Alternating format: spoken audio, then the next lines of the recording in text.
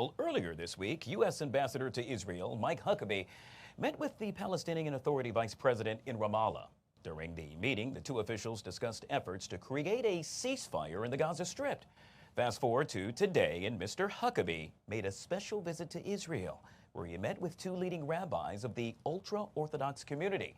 Now, for those of you who don't know, there are close to some 2 million ultra-Orthodox Jews living in Israel who don't necessarily get the same level of respect and acknowledgement that their peers do.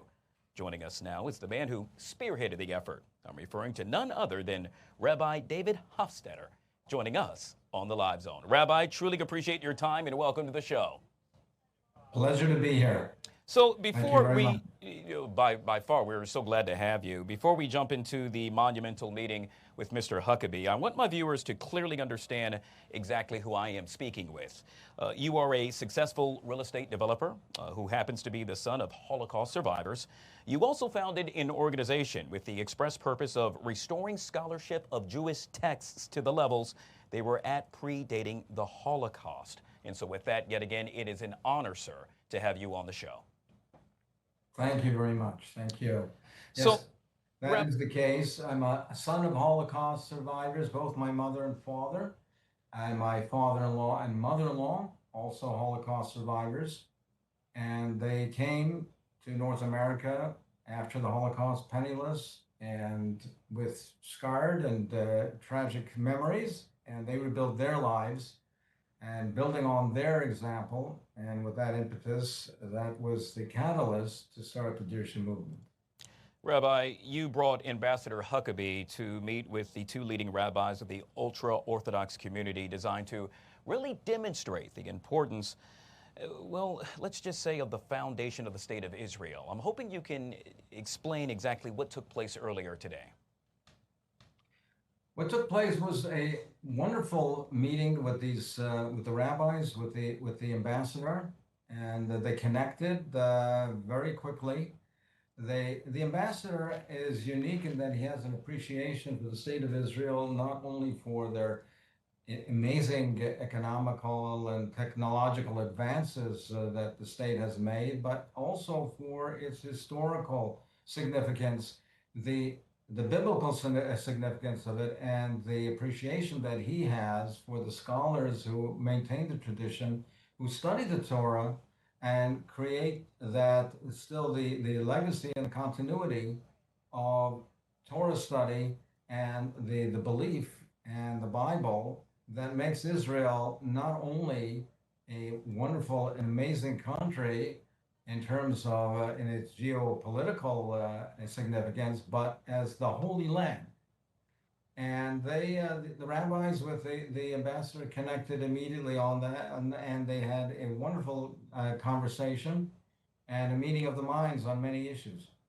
You heard me make mention earlier that there are close to 2 million ultra-Orthodox Jews living in Israel who don't necessarily get the same level of respect and acknowledgement their peers do. Folks like myself here in America, what are some of the things that I can do in order to bring more awareness, sir? Well, one general, overriding theme, and this is what took place today in a conversation today, doesn't relate necessarily exclusively to the ultra-Orthodox, but that it relates to anti-Semitism in general. More specifically for the ultra-Orthodox, is the ambassador's view is that much of the anti-Semitism stems from the fact that people don't appreciate the Bible. People don't appreciate the significance of the people that study the Bible, study the Torah, that carry out the commandments of the Bible.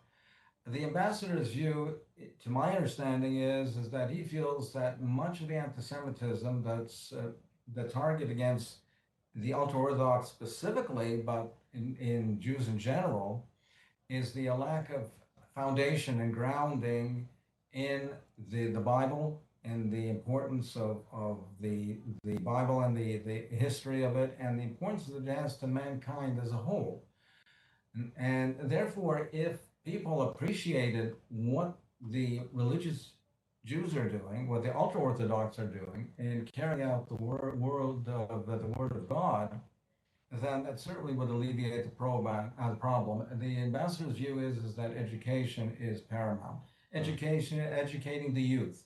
And he feels, and we all feel, that the youth has not been brought up in the way to appreciate all of this, to understand it, understand the importance that the foundation of Western civilization is based on the foundations of the truths, the eternal truths that are in the Bible.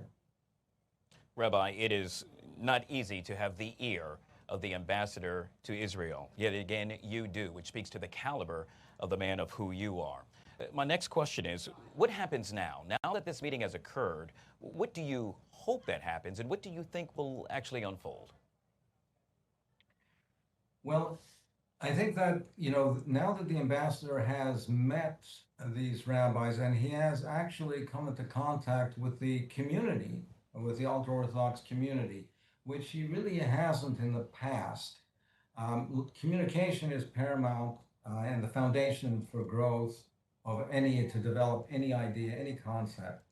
And now that he has that connection and the lines of communication are open, I am hoping and believing that there will be a dialogue, that it will be an exchange of ideas and issues. I certainly hope on a personal level that I will be able to continue the relationship with the ambassador. We do have a friendship, and I hope we can build on that, and it certainly appears that we can. And when there is a communication and there's dialogue, there's exchange of ideas. And we both did start to exchange ideas in terms of education and in terms of awareness and making the public aware, the general public aware, and specifically education for the youth, which we both feel is so lacking in the world at large. And even in some of the traditional areas in America, where one would expect that would be a given, and that also is lacking there as well. So I'm hoping that this will be the foundation, the springboard for continued dialogue, communication, and friendship, and which will lead to great initiatives to solve a lot of these problems. And yet again, it will also bring more awareness, and that's because of you, sir. We have been speaking with Rabbi David Hofstedter, kind enough to join us right here on the Live Zone. I truly appreciate your time. This has been an honor, sir.